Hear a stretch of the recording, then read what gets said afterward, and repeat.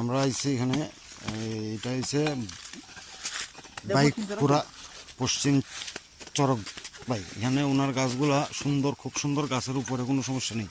এই যে গাছগুলো দেখেন, খুব ভালো গাছ, কিন্তু এর মধ্যে মাঝে মধ্যে ড্রাই গাছ আছে। এবার পর্যবেক্ষণ করে পাইলাম এখানে যে এই যে এক্সট্রা যে মাটিটা, এই মাটিটার কারণে গাছের গুড়ির অংশটা একদম টাইট হয়ে গেছে, গাছের এখানে শ্বাসকষ্ট হইতেছে। গাছে আমরা জানি পাতার মাধ্যমে খাদ্য কালেকশন করে, যে এই গ্যাস খাদ্যটা এটা হচ্ছে CO2 কার্বন ডাইঅক্সাইড, কিন্তু শিকড়ের মাধ্যমে গাছ কালেকশন করে নাইট্রোজেন এবং অক্সিজেন।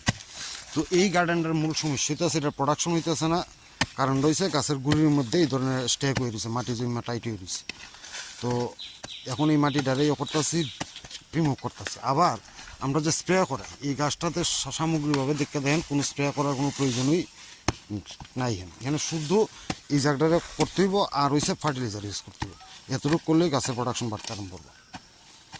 এখন ফার্মারদের বক্তব্য হইতেছে মাটি না দিলে গাছ যদি তুফানে ফেলায়। এখন প্রশ্নটা হয়েছে যদি গাছের গুড়ি নষ্ট হয়, গুড়ির বড় বড় যে শিকড়গুলো যেগুলো মাটির সঙ্গে টাইট করে আটকে রাখে, এইগুলা যদি নষ্ট হয়, এগুলোতে যদি ইনফেকশন হয়, এগুলো যদি পচা আরম্ভ হয়, তাহলে উনি যে মাটি রাখছে এই মাটি গাছ কোনোদিন কিচ্ছু হতো না।